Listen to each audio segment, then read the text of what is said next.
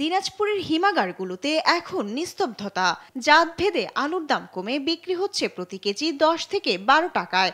অথচ উৎপাদন থেকে শুরু করে সংরক্ষণ পর্যন্ত কৃষকের খরচ পড়েছে কেজি প্রতি প্রায় 21 থেকে 22 টাকা।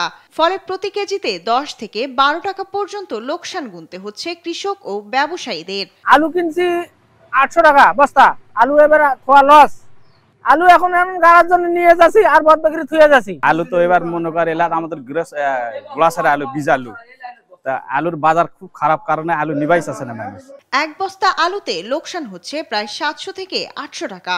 প্রান্তিক কৃষকেরা খুচরা বাজারে কিছু আলু বিক্রি করলেও চাহিদা না থাকায় দাম আরো কমে গেছে।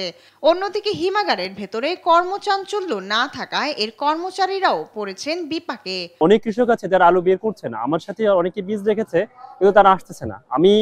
আমার এই লটে 55 বস্তা রাখা আছে, আমি আলু বের করেছে মাত্র 25 বস্তা। এখানে অন্য বছর যেরকম চাপ ছিল এই বছরে ওই রকম চাপ নাইও।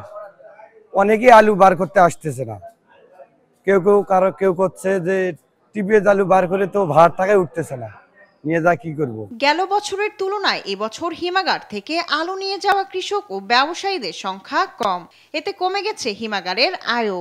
আলুর দাম তো কম গতবারের থেকে, কিন্তু আমাদের স্টোরে আলু রাখার রেজাল্ট ভালো। সাধারণ বীজ আছে সাধারণ কৃষকের, এটা থাকবে না, এটা আমাদের চলে যাবে আর কি। আর যদি না যায় তাহলে আমাদের কোম্পানির লস হবে। যেটা ছিল 440 টাকা বা 400 টাকা, সেটাকে আমরা 380 370 পর্যন্ত করে দিচ্ছি। কৃষক, ব্যবসায়ী ও হিমাগার কর্তৃপক্ষের লোকসান কমাতে সরকারি উদ্যোগ প্রত্যাশা করছে সংশ্লিষ্টরা।